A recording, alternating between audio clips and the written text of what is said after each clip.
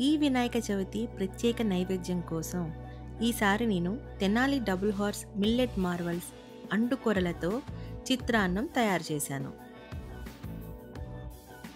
ముందుగా ఒక cup millet Marvels అండుకొరలని శుభ్రంగా కడిగి 8 గంటలు నానబెట్టాను.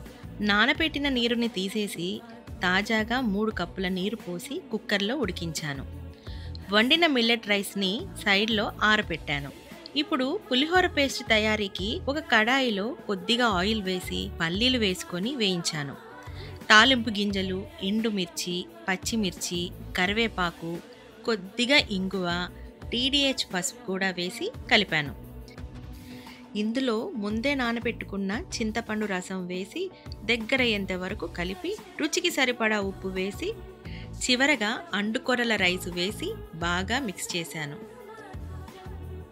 ఇలా సిద్ధమయ్యే నైవేద్యం సాంప్రదాయం, ఆరోగ్యం, శుభతనం అన్నిటికీ ప్రతీక. ఈ Vinayaka Chavithi Tenali double horse millet మార్వల్స్తో మన దేవునికి ఒక శుద్ధమైన ప్రసాదం నివేదిద్దాం.